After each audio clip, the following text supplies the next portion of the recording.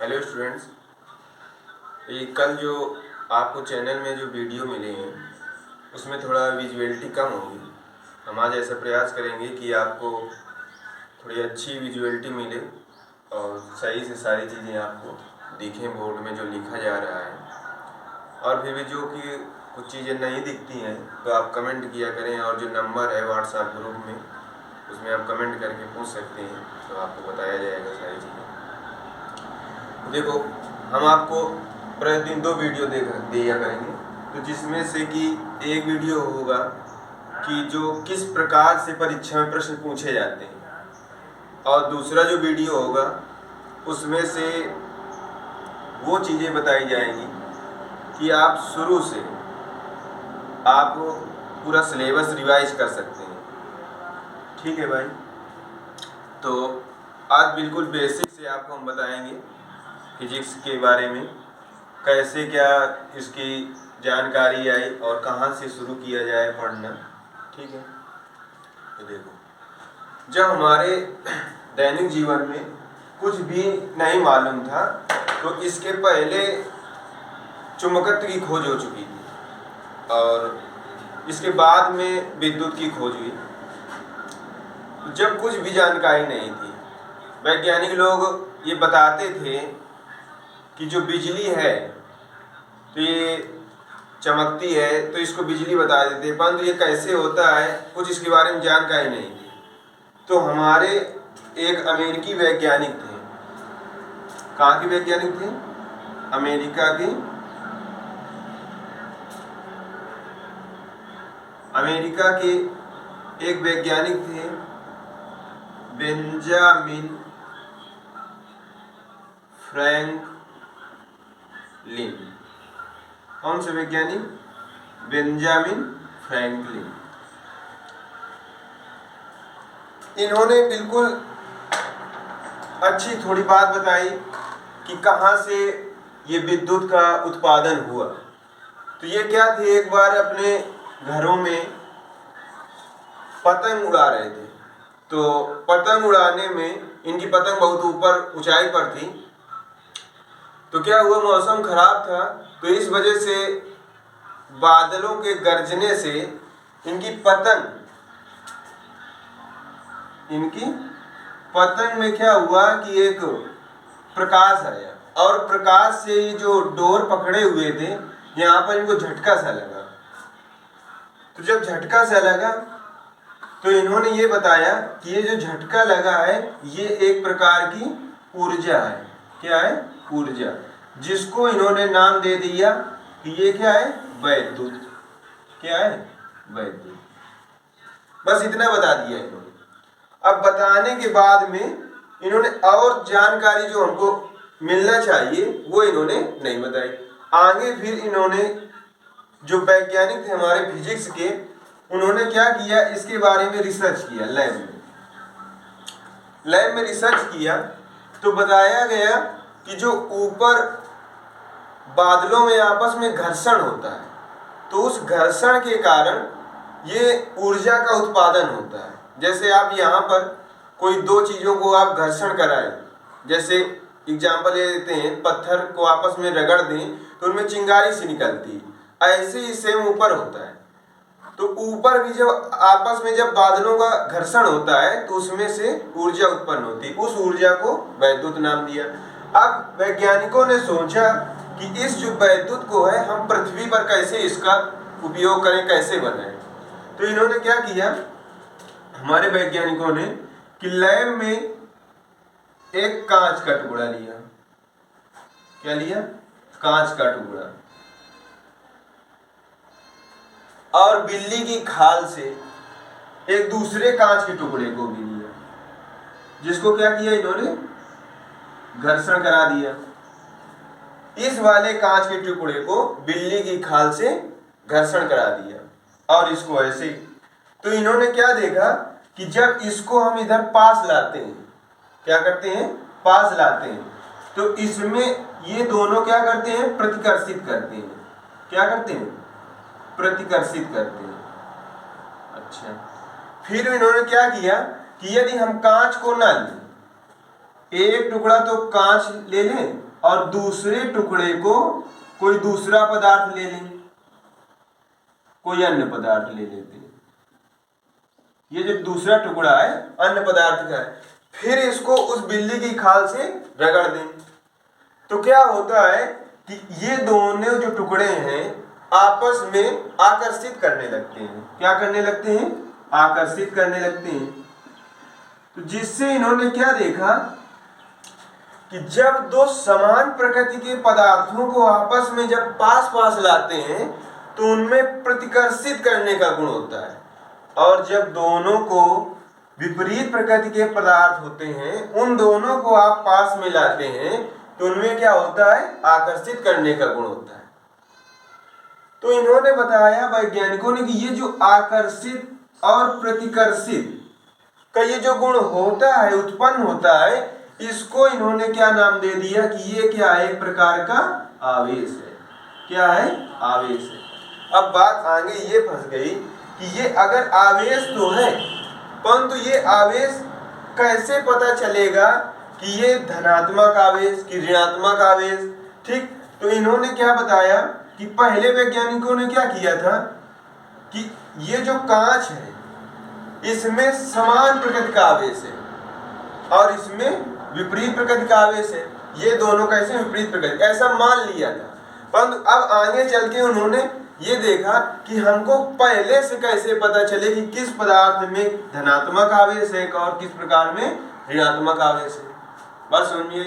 तो इसको समझने के लिए आगे चल के वैज्ञानिकों ने बताया आवेश उत्पत्ति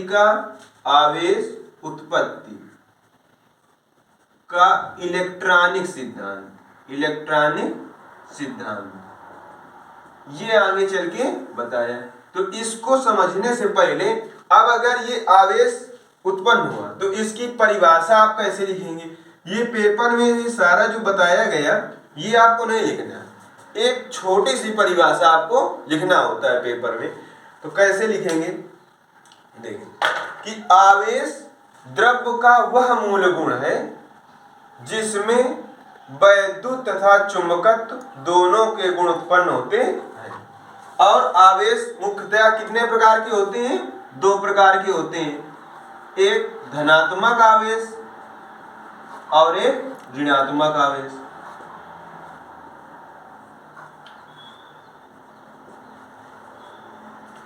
फिर इसमें और भी अगर थोड़ा और बड़े से आपको लिखना है, जैसे कि अगर एक नंबर में आता है तो इतना ही लिखना है, अगर जैसे कि 2-3 नंबर में अगर आता है प्रश्न तो कैसे लिखेंगे? तो उसके लिए आप लिखेंगे कि कुछ पदार्थों परावैद्युत या वैद्युत रोधी पदार्थों को आपस में जब रगड़ते हैं तो उसमें से छोटी छोटी वस्तुओं को आकर्षित करने का गुण उत्पन्न हो जाता है। जैसे कांच को रेशम से रगड़ने या बिल्ली की खाल को एबोनाइट की छड़ से रगड़ने। इन पदार्थों को आपस में जब घर्षण कराते हैं तो इसमें से आवेश उत्पन्न होता है। और ये गुण कैसे उत्पन्न होता है? घर्षण से। इसलिए इसे क्या कहते हैं? घर्षण विद्युत कहते हैं। बात समझ में आई? फिर अब अगर परिभाषा वैद्युत आवेश की, वही जो अभी हमने बताया, तो इन्वर्टेड कामा के अंदर नीचे लिख लेंगे कि आवेश द्रव्य का वह मूल गुण होता है जिसमें कि वैद्युत तथा चुंबकत्व दोनों के गुण होते हैं। अब आगे बच्चों समझते हैं कि आवेश उत्पत्ति का सिद्धांत, ये आवेश कैसे उत्पन्न होता है। ठीक है भाई, तो देखेंगे।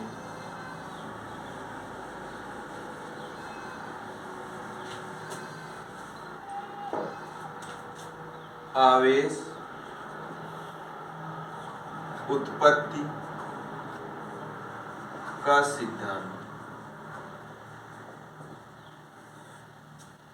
इसमें क्या होता है कि यदि किसी आप दो पदार्थ ले लीजिए, कितने पदार्थ?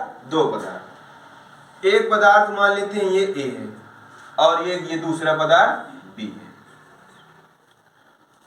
अब पदार्थ तो जानते हैं छोटे छोटे परमाणु से मिलकर बना होता है। परमाणु के भीतर क्या होता है? नाभिक होता है। नाभिक में क्या होते हैं? प्रोटॉन और न्यूट्रॉन। प्रोटॉन क्या होता है? धनावेशित होता है, न्यूट्रॉन उदासीन होता है। और इलेक्ट्रॉन जो होते हैं वो नाभिक की बाहरी कक्षाओं में चक्कर लगाते रहते हैं। मान लेते हैं कि ये A पदार्थ है, इसकी बाहरी कक्षा में एक E इलेक्ट्रॉन ये चक्कर लगा रहा है और इसमें भी एक B जो पदार्थ है उसमें भी एक इलेक्ट्रॉन चक्कर लगा रहा है। अब ये बात समझ लीजिएगा कि जो इलेक्ट्रॉन नाभिक से सबसे बाहरी कक्षा में चक्कर लगाते हैं उन पर से नाभिक का नगण्य आकर्षण बल काम करता है, अर्थात उन इलेक्ट्रॉनों को कहते हैं मुक्त इलेक्ट्रॉन। बात समझ में आई? अर्थात मुक्त इलेक्ट्रॉन भी क्या होता है कि जैसे जो पदार्थ नाभिक से दूर होता है उस पर नाभिक का कम बल काम करता है, इसलिए वो इलेक्ट्रॉन जब दूसरे पदार्थ से रगड़ते हैं या घर्षण कराते हैं तो जो सबसे बाहर इलेक्ट्रॉन होगा, बाहरी कक्षा में इलेक्ट्रॉन होगा, वही स्थानांतरित होता है। अब अच्छा, अब इसमें ये समझेंगे कि कौन सा पदार्थ धनात्मक है और कौन सा ऋणात्मक है। तो धनात्मक और ऋणात्मक के लिए हम इन दोनों को आपस में क्या कराया? घर्षण कराया। क्या कराए? घर्षण कराया। अब घर्षण कराने से क्या हुआ कि इलेक्ट्रॉन स्थानांतरित हो गए, अर्थात हम अगर ये समझें कि इस पदार्थ से इसमें इलेक्ट्रॉन आ गए, इसमें इलेक्ट्रॉन कुछ n इलेक्ट्रॉन अगर आ गए, तो जिस पदार्थ में इलेक्ट्रॉन जाते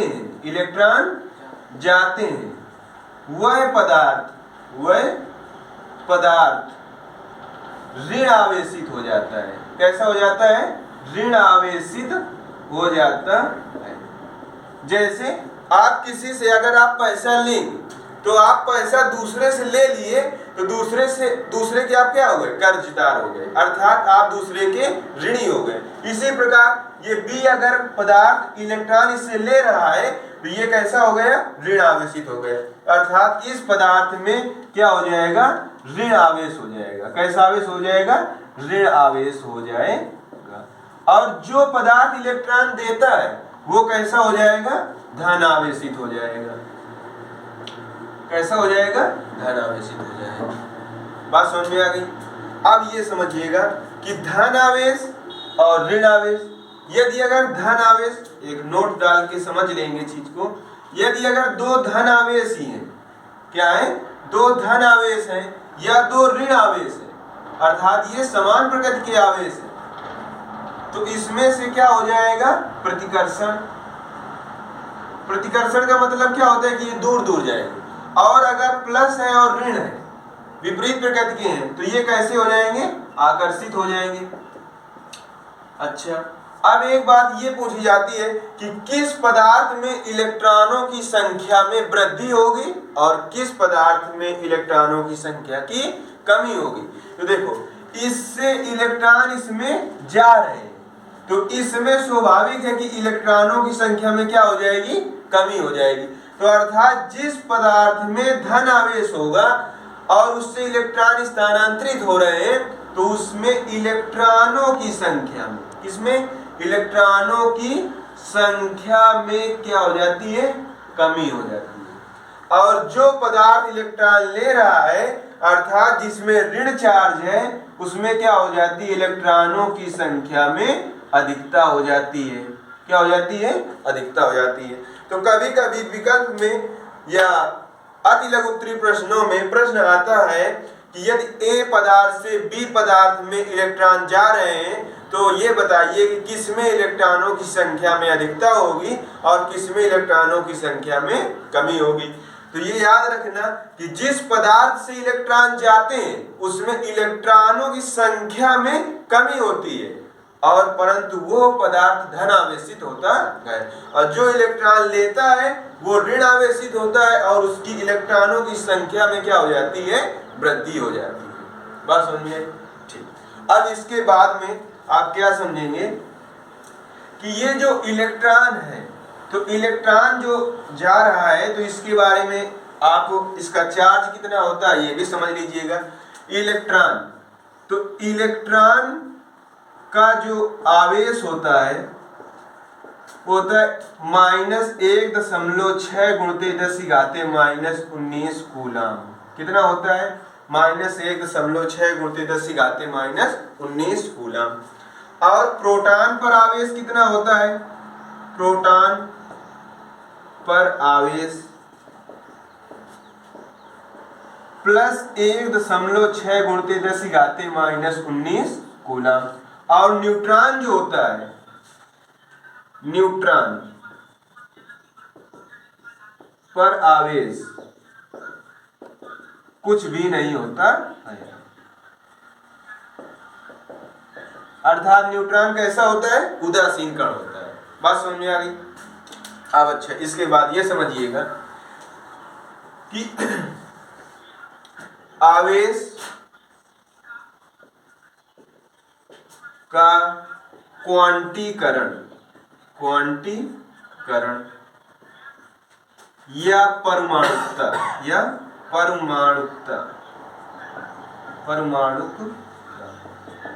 ये क्या होता है? देखें, क्या था कि आवेश का क्वांटीकरण, यदि किसी पदार्थ से इलेक्ट्रॉन जाते हैं दूसरे पदार्थ में, तो मान लेते n इलेक्ट्रॉन गए, तो इसमें आवेश के क्वांटीकरण या परमाणुकता में बताया गया कि कोई भी आवेशित कण का जो आवेश होता है वो इलेक्ट्रॉन के आवेश का पूर्ण गुणज होता है। क्या होता है? पूर्ण गुणज होता है। पूर्ण गुणज का मतलब कि +-1, +-2, +-3, +-4 इस प्रकार से। अर्थात उसका भिन्नात्मक मान नहीं होता, भिन्नात्मक मान नहीं होगा किसी भी आवेशित कण का आवेश। यदि आप n बराबर 1 या पहले n इलेक्ट्रॉन स्थानांतरित हो तो आवेश क्या होता है? Q बराबर Ne। इसी प्रकार n में आप जब दूसरे पदार्थ में इलेक्ट्रॉन स्थानांतरित होते हैं तो +-1 और +-2 +-3 करके होता है। तो इसको क्या कहते हैं? आवेश का क्वांटीकरण। अब परिभाषा में क्या बताया जाएगा कि आवेश के क्वांटीकरण में किसी भी आवेशित कण का आवेश इलेक्ट्रॉन के आवेश का पूर्ण गुणज होता है, उसका भिन्नात्मक मान नहीं हो सकता है। अर्थात Q बराबर Ne से, जहां पर n बराबर +-1, +-2, +-3, +-4 डॉट करके होगा। अर्थात किसी भी आवेश का जो मान होगा, आवेशित कण का आवेश होगा, वो भिन्नात्मक मान नहीं होगा। अर्थात अब आगे अभी रिसर्च जो हुई है रिसेंटली, उसमें बताया गया है कि जो आवेश का क्वांटीकरण या परमाणुकता थी उसकी परिभाषा में आप संशोधन कर सकते हैं। अर्थात क्या बताया गया है कि एक पदार्थ अभी खोजा गया है जिस पदार्थ का नाम है क्वार्क। क्या नाम है पदार्थ का? क्वार्क। जिसमें कि +-1/3e और +-2/3e। ये क्या है कि ये आवेश की परमाणुकता का जो मान बताया गया कि पूर्ण गुणज होगा, वो इसमें खंडन करते हैं। ये क्वार्क नामक पदार्थ क्या करता है? खंडन करता है। अर्थात ये बताता है कि कोई भी जो आवेश है उसका भिन्नात्मक मान भी हो सकता है। अर्थात ये जो क्वार्क पदार्थ है उसका अपर क्वार्क का मान जो होता है +-1/3e और डाउन क्वार्क का मान जो होता है 2/3e। इसको क्या बोलते हैं? अपर क्वार्क, अपर क्वार्क। और इसको बोलते हैं डाउन क्वार्क, डाउन क्वार्क। तो ये याद रखेंगे, अभी रिसेंटली खोज हो चुकी। ठीक है भाई। अब इसके बाद में एक परिभाषा और होती है कि मूल आवेश किसे कहते हैं। मूल आवेश किसे कहते हैं, ये भी परिभाषा कभी कभी पूछ ली जाती है। तो इसकी परिभाषा बहुत आसान है कि इलेक्ट्रॉन के आवेश को ही क्या कहते हैं? मूल आवेश कहते हैं। क्या कहते हैं? कि इलेक्ट्रॉन के आवेश को ही मूल आवेश कहते हैं। अच्छा, अब आगे परिभाषा क्या होगी? आवेश संरक्षण का सिद्धांत। आवेश संरक्षण का सिद्धांत। ये जो आवेश संरक्षण का सिद्धांत है ऊर्जा संरक्षण के सिद्धांत के ही समान होता है। अर्थात जिस प्रकार ऊर्जा संरक्षण के सिद्धांत में बताया जाता है कि ऊर्जा को ना तो नष्ट किया जा सकता है और ना ही उत्पन्न किया जा सकता है, बल्कि इसका पुनर्वितरण होता है, अर्थात स्थान चेंज होता है। तो उसे कहते हैं ऊर्जा संरक्षण का सिद्धांत। इसी प्रकार आवेश संरक्षण के सिद्धांत में आवेश को ना तो नष्ट किया जा सकता है और ना ही उत्पन्न किया जा सकता है, बल्कि इसका स्थान पुनर्वितरण होता है। अर्थात इसमें नोट में यह भी बताया जाता है कि किसी विलगित निकाय पर कुल आवेश नियत रहता है। क्या रहता है? नियत रहता। ये आवेश संरक्षण के सिद्धांत में एक शब्द याद रखना कि किसी विलगित निकाय पर जो आवेश होगा, कुल आवेश जो होगा वो कैसा होगा? नियत होता। ठीक है। अच्छा, अब यदि आपसे मान लेते हैं कि ये सारी परिभाषा हो गई, यदि आपको कोई अगर ये भी पूछ ले कि फिजिक्स की परिभाषा क्या होती है, तो आपको फिजिक्स की परिभाषा याद रखना है। देखो, फिजिक्स में क्या है कि आप प्राकृतिक घटनाओं का अध्ययन करते हैं, ना कि कोई ऐसी की रासायनिक घटना या जीव जंतुओं से होने वाली घटना, ऐसा नहीं। इसमें केवल प्राकृतिक घटनाओं का अध्ययन करते हैं। जैसे कि बताया जाता है, physics is the branch of science which deals nature phenomena and related matter energy and their natural instruction. अर्थात इसको कहें कि फिजिक्स अर्थात भौतिक विज्ञान की वह शाखा है जिसके अंतर्गत प्रकृति में होने वाली घटनाओं अर्थात द्रव्य, ऊर्जा या उनसे संबंधित जो भी घटनाएं होंगी उसका हम अध्ययन करेंगे। किसमें? भौतिक विज्ञान। फिर उसी भौतिक विज्ञान पर आधारित घटना ही क्या होती है? वैद्युत आवेश और वैद्युत क्षेत्र, जो कि अभी तुमको हमने सारा बताया। अब इसके आगे आपको सिलेबस के हिसाब से कौन सी परिभाषा आएगी? कूलाम का नियम या वैद्युत आकर्षण तथा प्रतिकर्षण बल, ये चीज आपको बताई जाएगी। अर्थात इसमें से अगर परीक्षा में प्रश्न पूछा जाता है तो किस हिसाब से आता है? लॉन्ग क्वेश्चन में आएगा। अगर आपको छोटा लघु उत्तरी में आएगा तो केवल ये पूछ लेगा कि कूलाम का नियम लिखिए और उसका सूत्र लिखिए।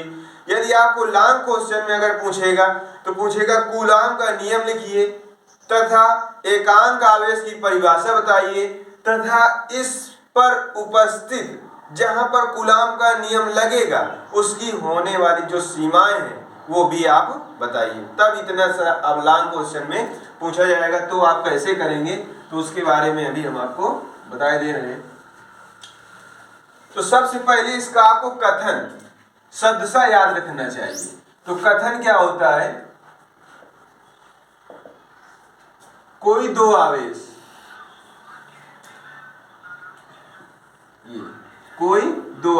ये Q1 और ये Q2 और बीच की दूरी R, ऐसे कर लेते हैं। अब अच्छा, इसका सबसे पहले आपको कथन याद रहना चाहिए। कथन क्या होता है कि किन्हीं दो बिंदु आवेशों के बीच लगने वाला आकर्षण, कैसा? आकर्षण तथा प्रतिकर्षण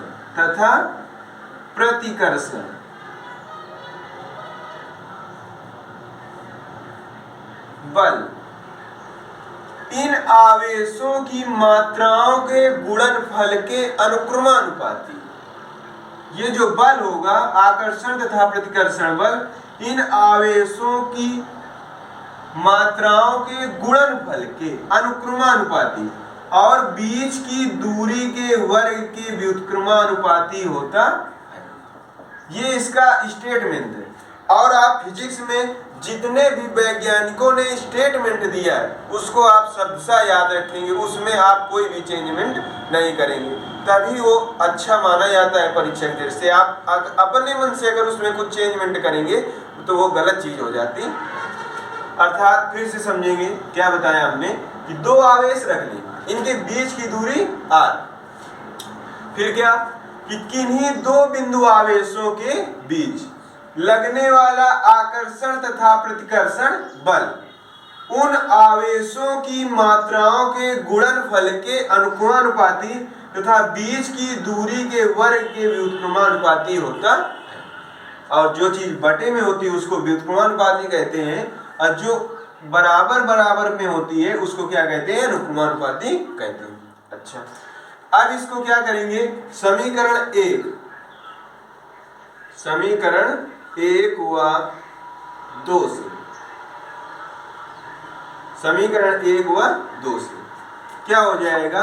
F प्रोपोर्शनल Q1 Q2 बटे R स्क्वायर। अब प्रोपोर्शनल का चिन्ह हटाएंगे तो क्या कोई ना कोई कांस्टेंट जरूर रखेंगे, तो क्या हो जाएगा? K Q1 Q2 बटे R स्क्वायर। अर्थात यहां पर K क्या है? जहां K एक नियतांक है, K क्या है? एक नियतांक है, जिसका मान K बराबर 1 रख दें। कहां पर? वायु या निर्वात में, तो क्या हो जाएगा? F बराबर Q1 Q2 बटे R स्क्वायर। परंतु ये जो है CGS पद्धति में है, CGS पद्धति में ये सूत्र है। और जब आपको SI पद्धति में इसी को लिखना है, किसमें लिखना है? SI पद्धति में, तो आप K की जगह पर क्या नियतांक लिखेंगे? 1/4 पाई एप्सिलॉन 0। अर्थात तब सूत्र आएगा F बराबर 1/4 पाई एप्सिलॉन 0 Q1 Q2 बटे R स्क्वायर।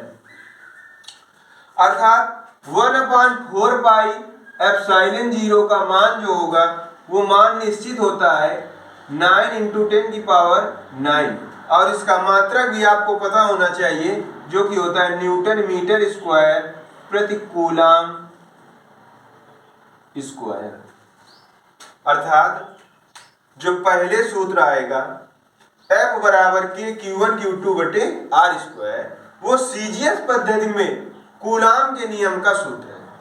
और जब SI पद्धति में आप लिखेंगे तो K जो नियतांक है उस नियतांक की जगह पर आपको 1/4 पाई एप्सिलॉन 0 रखना होगा। और 1/4 पाई एप्सिलॉन 0 का मान वैज्ञानिकों ने रिसर्च करके दे दिया है पहले से, जो कि होता है 9 × 10⁹। अब एक बात यहाँ पर ये समझिएगा कि जो 4 पाई एप्सिलॉन 0, ये एप्सिलॉन 0 जो आ रहा है इसको क्या कहते हैं? तो एप्सिलॉन 0 या एप्सिलॉन नॉट भी कहते हैं। इसका मान होता है, या इसको कहते हैं निर्वात की वैद्युतशीलता, इसका भी मान नियत होता है, जिसका मान होता है 8.85 × 10⁻⁻12। और इसका आपको मात्रक भी पता होना चाहिए, जो कि मात्रक होता है कूलम स्क्वायर प्रति न्यूटन मीटर स्क्वायर। अब अर्थात ये जो मान आ गया एप्सिलॉन नॉट का 8.85 × 10⁻12 कूलम स्क्वायर प्रति न्यूटन मीटर स्क्वायर। यदि आपको ये मान मात्रक प्राप्त हो गया, परंतु आप विकल्प में कभी कभी ये भी पूछ लेता है कि एप्सिलॉन नॉट की आप विमीय सूत्र लिखिए, तो विमीय सूत्र भी आप इसी मात्रक से लिख सकते हैं आसानी से। कैसे लिखेंगे? कूलम का होता है 80 विमीय सूत्र, स्क्वायर लगे होने की वजह से a² t² हो जाएगा, और न्यूटन का होता है mLT⁻², और मीटर स्क्वायर का हो जाएगा L²। तो विमीय सूत्र क्या हो जाएगा? m ऊपर जाएगा तो m की पावर -1 हो जाएगा, और ये l स्क्वायर और ये 1 हो तो 2 1 3 हो गया, तो l की पावर -3, और t की पावर -2 जब ऊपर जाएगा तो इसके साथ जुड़ जाएगा तो हो जाएगा t की पावर +4 और a की पावर 2। इसको आप बड़े कोष्ठक में लिख देंगे। तो ये एप्सिलॉन 0 का क्या है, विमीय सूत्र है। इसी प्रकार 1/4 पाई एप्सिलॉन 0 का भी आप विमीय सूत्र निकाल सकते हैं इस मात्रक से, न्यूटन मीटर स्क्वायर प्रति कूलम स्क्वायर। तो इसको आप रफ कॉपी में इसका विमीय सूत्र निकालेंगे, और नहीं आता है तो आप दोबारा से पूछेंगे।